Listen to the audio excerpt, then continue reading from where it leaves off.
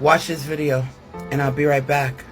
Say during the civil rights movement, there were women who would rush out to the schoolyards when they were trying to integrate schools, and they would push over the school buses that were bringing black children to these schools, push them over and set them afire. And when I saw that, I was wondering whether I could ever get a group of black women under any circumstances, from any walk of life, to hurt some white children, to set a bus on fire full of white children for any reason. Prostitutes, drug addicts, ministers, teachers, black women of any level. Could I call them all together and say, we have got to burn these white children? And I didn't believe I could ever find that. So I thought, those white mothers, they were not just white women, they had actually had children. They knew what that was like. But they could do that to those children. They could spit at a child. So I thought, that is the most degrading life I could imagine, of being an adult who could do that. If I were those white people, the absence of that shame was so profound that the real victim was not those children. It was those women who had given up everything, their motherhood, their womanhood, their citizenship, everything, to do that nasty thing. Now that is a true victim of history. And also, underlying that behaviour is a shocking barbarism, isn't there? It always is shocking. It's always shocking. And I insist on being shocked. Critical race theory is important to teach, because if you learn about what your ancestors did, you can be a good descendant and change the world. Change how you teach your children. And I'm talking especially to white women. Wake up. Teach your children to be good descendants, like my friend Aunt Kelly says. Remember, diversity equals power. I can't imagine having hate so steeped, ingrained in my body that I go to a bus full of kids, try to flip it over and set it on fire, just because I don't want my children to go to the same school as black children. White women's hands are not clean. They have participated, upheld, and reinforced white supremacy. And the reason why white women were more vicious than white men is because that's the only power they were allowed to have, to go terrorize BIPOC. White men suppress and oppress white women all the time. Look what they're doing right now. They overturned Roe v. Wade a year ago, and a year to the date, they remove affirmative action that actually benefits white women. But instead of working with us so that we can stop the oppression of all people, they want to stay in proximity to the power of white men, instead of saying, hey, we can do it on our own. That's why I choose on my platform to talk to as many white women as I can, because white women upheld white supremacy. They are the educators of their family. They are raising our oppressors. They are the key to ending white supremacy. Remember, diversity equal power. We could change the world when we work together and protect black women. Until next time. So click the comment to get more context, but it's basically a video I did where it showed that white women back in the day decided to get together and try to attack school buses that were full of black children, and some of them tried to flip it over and set it on fire. And Tony, the woman in the video, was basically saying she could never call a bunch of black women and say, hey, let's go set a bus on fire that had white children in it. And also the rest of the things in this comment. I'm going to simplistically say, black women as a whole would never be able to do any of that stuff because we are the mothers of humanity. Mothers don't want to harm their children. Generally, most mothers. They don't want to harm their children. That's why you see Black women always trying to help, always trying to educate, always trying to encourage. Always standing up for what's right. That's why you see us do that. We're the mothers of humanity, yet we're in the bottom of the totem pole. But we could never, as a group, go harm children. It's just not in our genetics. It's not in our DNA. At this point, this is just my opinion, but white people have lost their humanity by dehumanizing others. And what I've noticed on TikTok the last 3 years, Black women are giving white women, white men, back their humanity by taking the time to educate them on things like racism, on the hierarchy of the social construct, of how we can change and be better and do better. Black women on this app have been talking for 3 years, trying to tell you guys, we see what's coming. Pay attention to us, because at the end of the day, Black women want to save humanity. We don't want to destroy what we created. Just my thoughts. And I'm going to get some people upset with this. But it's my thoughts, and this is my page, and I'm going to tell you guys how I feel. If you don't agree with me, swipe. But if you do agree with me, put it in the comment section. That is all. Exactly. Even through all of slavery, while we were taking care of their children, Black women did not go after the white kids. They had opportunities to harm these children. Plenty of opportunities to harm them, just to hurt the parents that have enslaved them. And they didn't do that. They raised those children like their own. And then after emancipation, and we had to work as nannies, we go in the house, or mammies at the time. We go in their house and we took care of their children. We fed their children.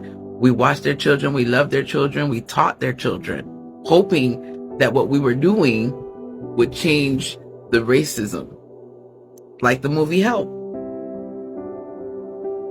We had opportunities to hurt white children, and we didn't do that because that's not what we do. That's not in our DNA. Imagine, man, having to raise the kids of your oppressor, and you have to treat them better than your own kid. They get everything first. And even though you had to do that shit, you still love those kids like they were your own? Come on now. How many women would do that? Raise the child of your oppressor. Man, Black women back then. Whew. You gotta be strong.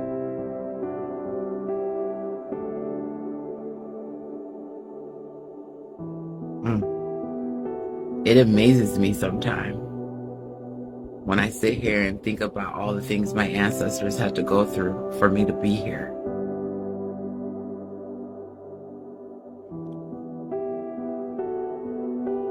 They survived it.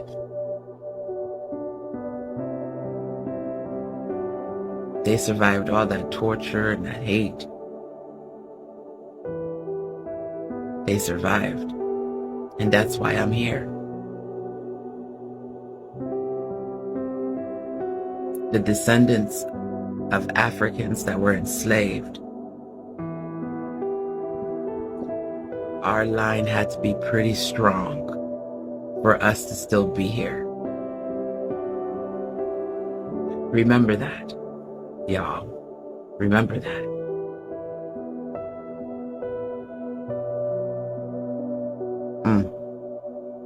You got me thinking.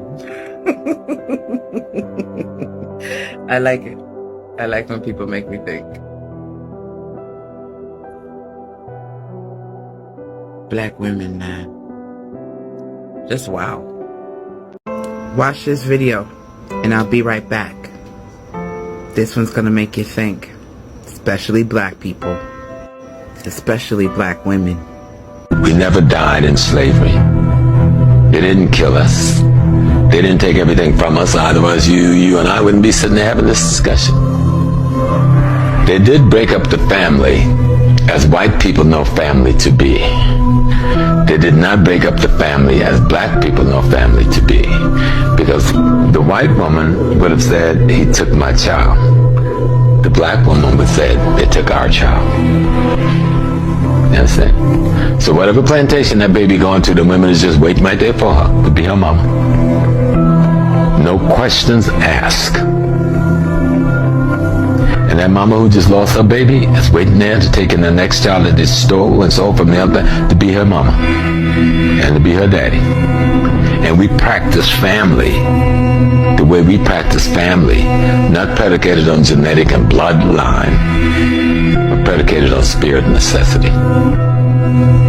That child needs parents. That child needs love. I am parent. I am love. I belong to the child belongs to me. Now I know a lot of black women that are watching this video are like shaking their head, right? You're watching the video saying, yup, where do you think we get that from? I don't know how many times you see kids playing outside, and as a black woman, if I see something going on, I'd be like, hey, you know, I treat them just like my own. Just like my own. It's like automatic. I could be at the park, don't know these children, and I see something, I go straight to mama, being a mama. Just straight doing it. These were survival tactics that our ancestors learned and passed it down to us unknowingly. That when we see a child in need, we immediately go to that child. Because that type of energy, that type of response is in our DNA. Whenever we see a child in need, they are me and I am them. That's just how it is. And this is one of the reasons why we do that. I cannot imagine having a child and it be ripped up right out of my arm. But I think there might have been some solace, just a little bit, knowing that wherever that child was going to go, there were going to be black women there to take care of the child. Because that's what you do. That's what everybody does.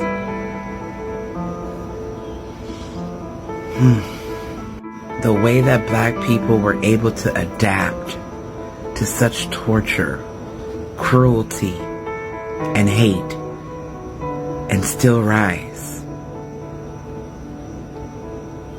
You will never break us. No matter how many times you try, you will never break us. That is also in our DNA. Before I get to your comment, I want to make this statement. About 2 years ago, there was a white man on here, and he said that he has always taught his children that whenever they were in trouble, whenever they were lost in the store, or something was going on, to run, and he wasn't there, or the mom wasn't there, to run to a black woman. And everyone was in the comment section like, why would you tell them to run to a black woman? And he said that black women, no matter what, will always try to take care of the child.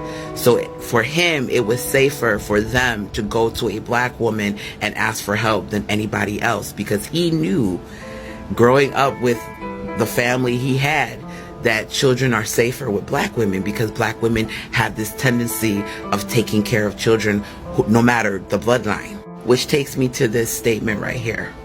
Whether you are from Africa or you are African diaspora, we all tend to do this when we see elders. We call them aunt, we call them uncle, we call them unc, auntie. In Haitian culture, we say mommy or papi. Be like mommy this or papi that when we see an elder. But it doesn't only stop with the elders. How many of us have cousins that are not related to us? We say that's my cousin, no matter who. If we raised with you, it don't matter if you my blood cousin or not. We calling you cousin, or that's my sister. That's just something that we do. Because for black culture, it's never been about the bloodline. You're not family predicated on your bloodline. You're family because we are spiritually connected.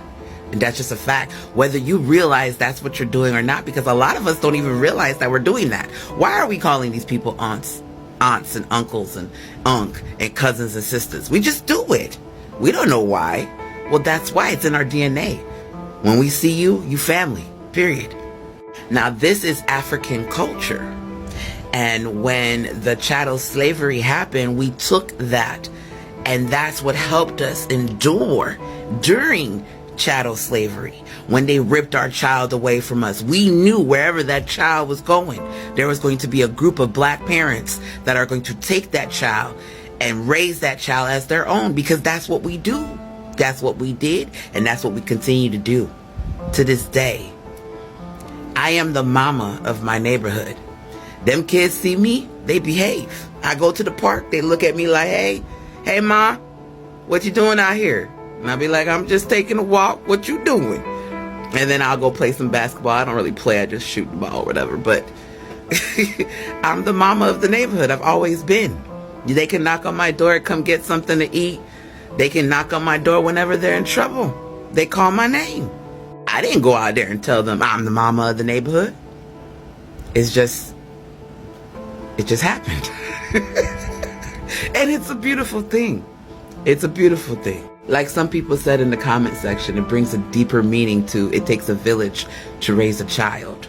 And because we already had this mentality in Africa, man, we were able to take that and bring it over here and take care of each other. It didn't matter about bloodline or tribe, especially during chattel slavery. It was about spiritual family and enduring the oppression and torture and cruelty from our oppressors. And we survived. What a beautiful thing. Black people, understand how strong we are. Like I said in my video, they can never break us. That is in our DNA as well.